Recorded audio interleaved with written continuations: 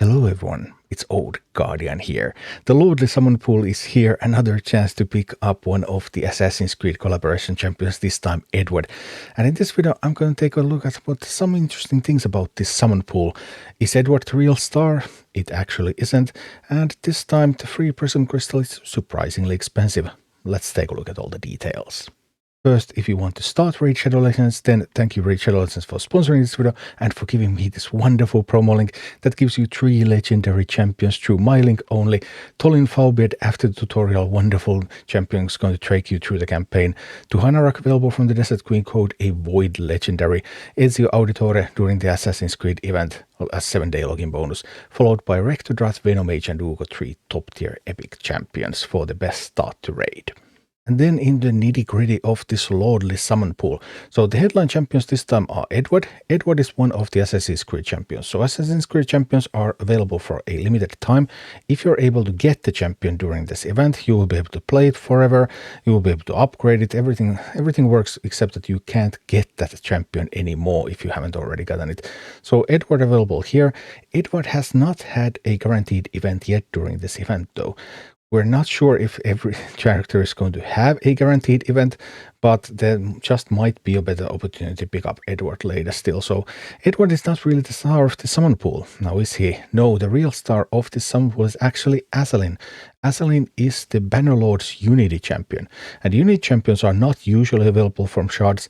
They are available from various events periodically, usually events like this where the odds, like there's 1% chance to pick it up. So where the odds are low but still possible, and it's going to be available in the coming years as well. But still, it's the actual star of this set. And there's a bunch of other legendaries: Helior, Minaya, Staltus, Timid, Sethalia, Sigmund, Kaya and Richthof. And this time the epic pool is really small, only 8 epics, which means that there's a pretty good chance to pick up any of these epics if only the pool was a little bit stronger. Because it's Lady Quillen, Sir Artimage, Arndolf, Lord Legionary, who's already a login champion as well, Signy, Stag Knight, Aelfric and Annabelle. So Stag Knight, of course, Stag Knight is a big deal.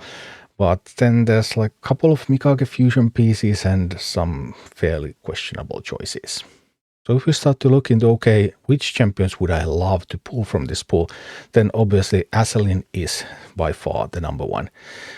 I guess Staltus is also pretty sweet. Staltus is still a big time defense nuker. So, but those are like the only ones that really excite me.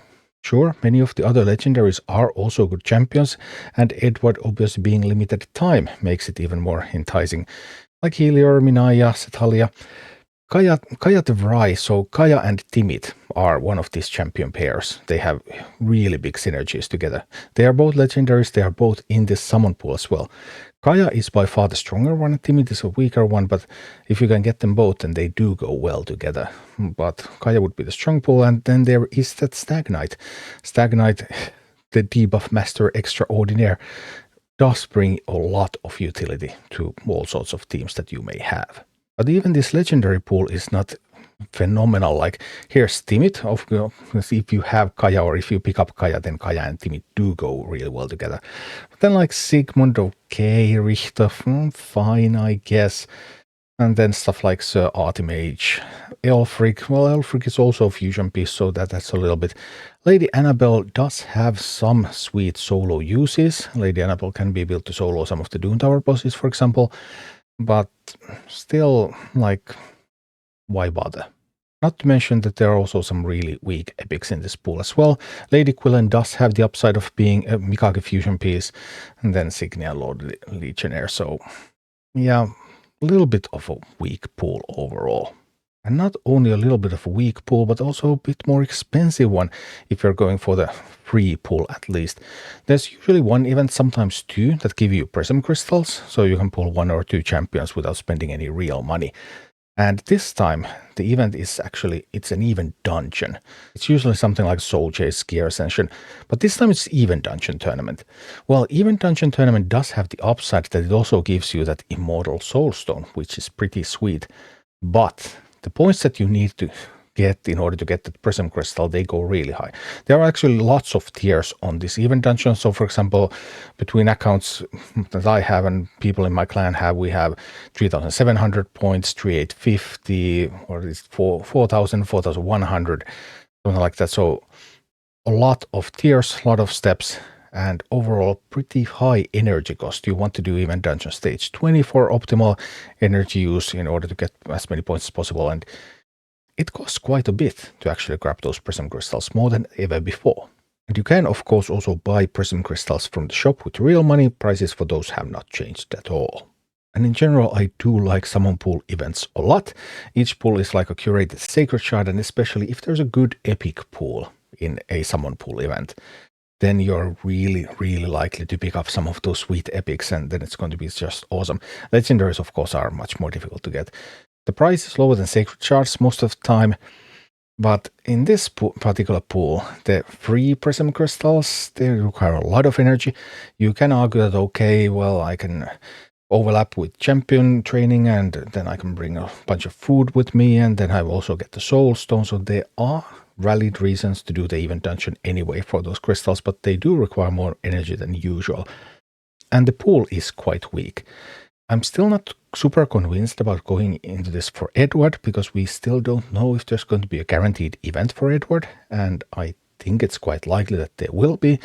So it will feel just bad going for an event like this, and then there could be a guaranteed event coming. Obviously, it's also possible that there won't be a guaranteed event. That's kind of the premise here, that, okay, you do this because you fear missing out on Edward, but these Assassin's Creed champions, they are not turtles, so I'm just not going into this for that one. So the main reason why you would want to go into this would be Azalin, the Bannerlord's Unity champion. So that's a really strong champion, and also one that is not always available. So that's the most interesting part about this pool, but other than that, this is a below average pool. Thank you for watching. Click like and subscribe if you enjoyed this, and a special thanks to all of my Patreon supporters, YouTube members and Twitch subscribers who make all of these videos possible.